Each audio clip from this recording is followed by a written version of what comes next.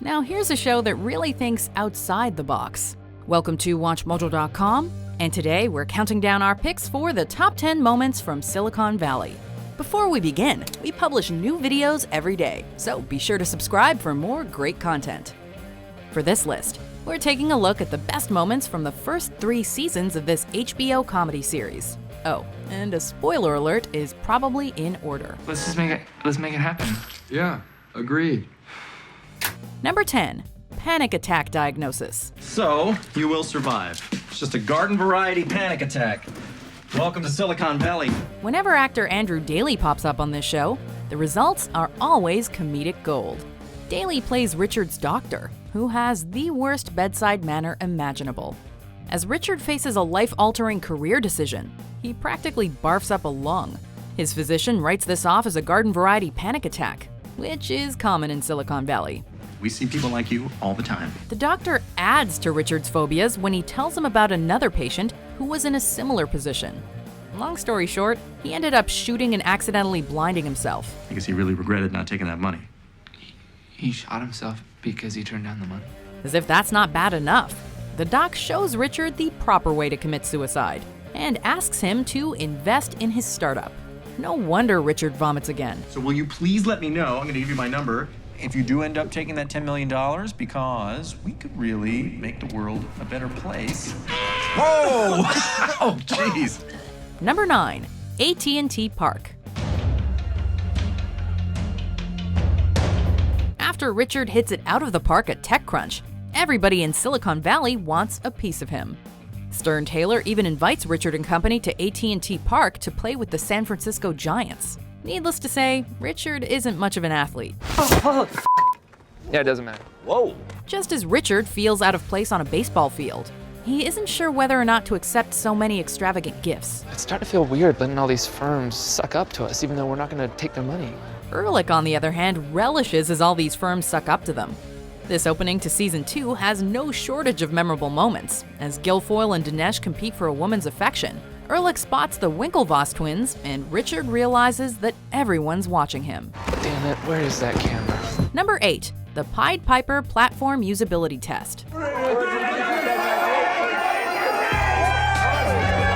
Although Pied Piper has surpassed 500,000 downloads, the number of daily active users is surprisingly low.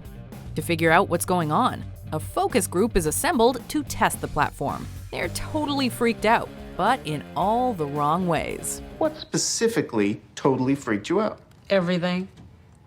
Just every single thing about it. It suddenly dawns on Richard that he almost exclusively showed the Pied Piper platform to fellow engineers. Mainstream users, however, have no idea how it works. This leads to a hysterical scene as Richard confronts the group and tries to explain the platform. You're right, it's not actually on the phone.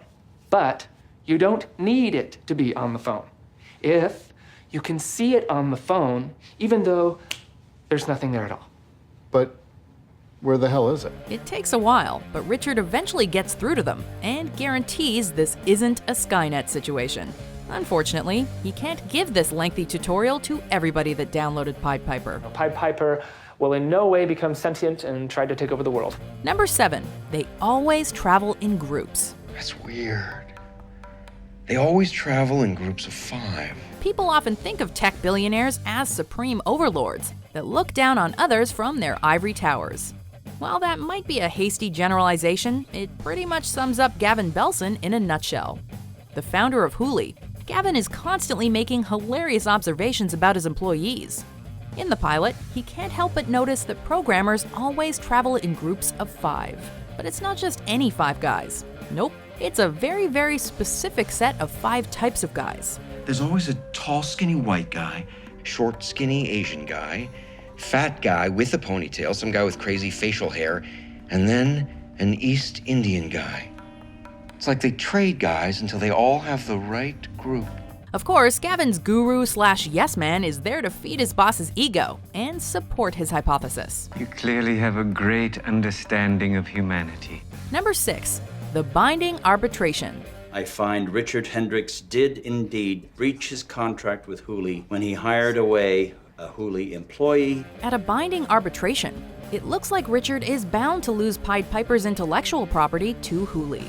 Accepting the inevitable, Richard instructs his friends to wipe out the Pied Piper code before Gavin Belson gains control. As soon as you run it, it will delete the entire code repository. Pied Piper will literally vanish. In an unexpected turn, however, the judge rules in Richard's favor. As a result, Hooli has no claim to ownership of Pied Piper's underlying IP. The problem is that Richard's phone dies, with Pied Piper on the verge of deletion. This amounts to an uproarious and even exciting race against the clock. Richard faces one calamity after another as he loses his car keys, tries to send an email, and winds up just running to the house. Don't delete it. Don't delete it. At first, it appears that Richard is too late. But luckily, Pied Piper is preserved thanks to Dinesh's garbage code. The software you wrote to delete our software just shit the bed, no surprise. Number 5. Richard blows their cover. If anyone catches wind of anything that we've done here, we are f***ed. This entire episode is like one big joke with a priceless punchline. Unwilling to build a box, Richard and the gang decide to build a Pied Piper platform in secrecy. He thinks we're being good little boys. The guys spend the whole night devising a foolproof plan to develop the platform right under Jack Barker's nose. The audience is led to believe that this is the beginning of a major story arc that'll progress throughout the season. Instead, we get the perfect anticlimax. Oh, shit! Oh, Richard. Tripping over a hose, Richard accidentally drops several documents and reveals the team's plans. Thus, the top-secret project ends before it even gets started. Probably should have destroyed those documents at home, Richard. Not your smoothest move. Number 4. The driverless car. Driverless car. An autonomous car might seem like an incredible innovation. If this subplot proves anything, though, it's that driverless cars still have a long way to go. Jared is overjoyed when a self-driving automobile picks him up. Unfortunately, the car changes destinations to Peter Gregory's Island, which is over 4,000 miles away. I'm sorry, what? Mr. Carr? We know what you're thinking. How can a car drive to an island? Well, the car takes poor Jared to a shipyard and drives him into a cargo container. Oh, no, excuse me, please? Unable to open the door, he is sealed inside with a 103-hour journey ahead. It's a classic little problem that quickly escalates into a much bigger problem. Not to mention a definitive Jared moment. Sailing takes me away to where? Number 3. Erlich slaps a kid. Hey! Which one was it? Erlich is largely responsible for some of the funniest moments in the entire series, and this scene finds him at his absolute best. In desperate need of Adderall to keep his young programmer friend awake, Richard seeks out a young drug peddler. Any of you guys currently on Adderall and, want to make $50? When Richard learns that the kid ripped him off, he politely asks for some real Adderall. All he gets, though, is a demeaning slap. I can give you some of this. Ow! Already full of pent-up frustration, Erlich comes to Richard's defense by smacking the little brat across the face. You just brought piss to a fight, you little... In epic fashion, Erlich tosses the kid's bike into the bushes and threatens his family. Erlich may go a little overboard, but it's beyond satisfying seeing Church Candy get his just desserts. You get in your house and you get me 5 Adderall, or I'll slit your throat. You understand? Number 2. Schrodinger's condor egg. Hey guys, it's been almost 2 weeks since the mother condor's been to the nest. Do you think something might be wrong with the egg? During a live stream of a condor egg, Jared fears that the baby bird isn't going to hatch. This, of course, sparks a conversation about Schrodinger's cat. Although the others advise Jared to leave it alone, he decides to call the museum, which results in the live stream being shut down. When a technician arrives at the nest, however, he suffers a great fall. While he doesn't die, it's still jarring to see Silicon Valley enter 127 hours territory. The fact that Jared is kind of responsible for almost killing a guy only adds to the dark humor. This is easily one of the most shocking moments in the series, but it still prompts uncontrollable laughter. I just got a text from Richard. I'm not gonna read it. Before we unveil our number 1 pick, Here are some honorable mentions. It never forgets. And I assure you, gentlemen of the Hooli board and lady, neither do I. Don't tell me this is Zune bad. I'm sorry, Gavin.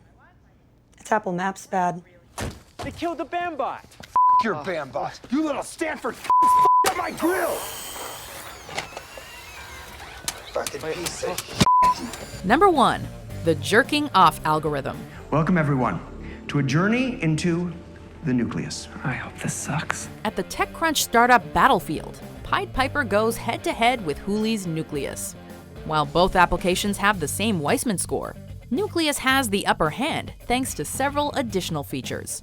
Brainstorming ideas for their presentation, Erlich suggests giving every guy in the audience a hand job. We're gonna win even if I have to go into the auditorium and personally jerk off every guy in the audience. This prompts an extensive conversation about how Erlich could jerk off every crowd member in 10 minutes. So what we're trying to do, hypothetically, is minimize time, Which is 800 dudes multiplied by mean jerk time divided by 4 dicks at a time. The subject matter may be immature, but this is quite possibly the most brilliantly written scene in the whole series. Furthermore, it gives Richard a genius idea, as he realizes how to improve Pied Piper's Weissman score overnight. Sometimes, inspiration comes from the most unexpected places. Threshold God. as a function of lambda sub I. Such an idiot. times Middle the out. previous Middle out. normalized Middle normative out. parameter Oh my and the God. subject's Do you agree with our picks? Check out these other great clips from WatchMojo and subscribe for new videos every day.